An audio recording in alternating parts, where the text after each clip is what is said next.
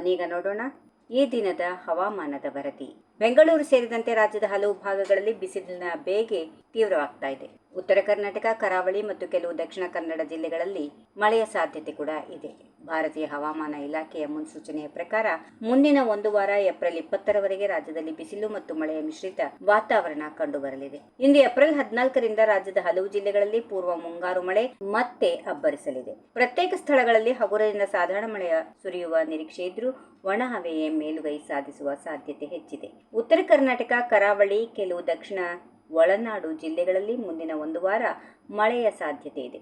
ಕಳೆದ 2 ದಿನಗಳಲ್ಲಿ ರಾಜ್ಯದ ವಿವಿಧ ಕಡೆ ಗರಿಷ್ಠ ತಾಪಮಾನ 1ರಿಂದ 3 ಡಿಗ್ರಿ ಸೆಲ್ಸಿಯಸ್ ಅಷ್ಟು ಹೆಚ್ಚಾಗಿ ಈ ಪರಿಸ್ಥಿತಿ ಮುಂದುವರಿಯುವ ಸಾಧ್ಯತೆಗಳಿವೆ ಎಂದು ಐಎಂಡಿ ವಿಜ್ಞಾನಿಗಳು ತಿಳಿಸಿದ್ದಾರೆ. ಕರಾವಳಿ ಜಿಲ್ಲೆಗಳಾದ ಉಡುಪಿ, ಉತ್ತರ ಕನ್ನಡ ಏಪ್ರಿಲ್ 15ರವರೆಗೆ ಅತ್ಯಧಿಕ ಬಿಸಿಲು ಕಂಡುಬರಲಿದೆ. ಈ ಜಿಲ್ಲೆಗಳಲ್ಲಿ ಗರಿಷ್ಠ ತಾಪಮಾನ ಏರಿಕೆಯಾಗುವ ಸಾಧ್ಯತೆಗಳಿದ್ದು, ದಕ್ಷಿಣ ಕನ್ನಡ ಸೇರಿದಂತೆ 3 ಜಿಲ್ಲೆಗಳ ಕೆಲವು ಸ್ಥಳಗಳಲ್ಲಿ ಹಗುರ ಮಳೆಯಾಗಬಹುದು. ನಂತರ ಏಪ್ರಿಲ್ 20ರವರೆಗೆ ಕರಾವಳಿಯಲ್ಲಿ ಮಳೆಯ ತೀವ್ರತೆಗೊಳ್ಳುವ ಸಾಧ್ಯತೆಗಳು ಹೆಚ್ಚಾಗಿರುತ್ತವೆ.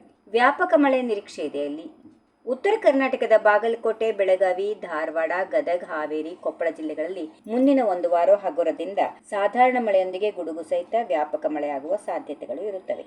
ಏಪ್ರಿಲ್ 16ರಿಂದ 3 ದಿನಗಳ ಕಾಲ ಕಲಬುರಗಿ, ವಿಜಯಪುರ, ಬೆಳಗಾವಿ, ಬೀದರ್ ಮತ್ತು ಬಾಗಲಕೋಟೆ ಜಿಲ್ಲೆಗಳಲ್ಲಿ ಉಷ್ಣ ಅಲೆಗಳು ಉಂಟಾಗುವ ಸಾಧ್ಯತೆಗಳು ಇರುತ್ತವೆ.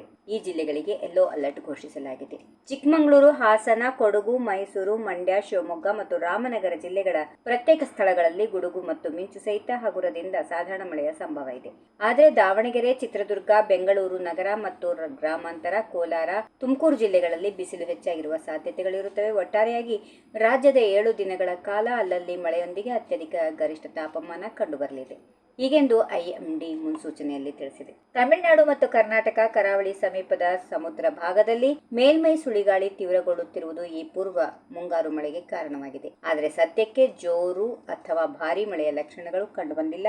ಗುಡುಗು, ಮಿಂಚು ಮತ್ತು ಗಾಳಿಯೊಂದಿಗೆ ಹಗುರದಿಂದ ಸಾಧಾರಣ ಮಳೆಯೇ ಹೆಚ್ಚಾಗಿ ನಿರೀಕ್ಷಿಸಲಾಗಿದೆ. If you like this video, ಬೇಗ ಲೈಕ್ ಮಾಡಿ, ಕಾಮೆಂಟ್ ಮಾಡಿ, ಶೇರ್ ಮಾಡಿ ಹಾಗೂ ಯೋಯೋ ಟಿವಿ ಕನ್ನಡವನ್ನು ಸಬ್ಸ್ಕ್ರೈಬ್ ಮಾಡಿ.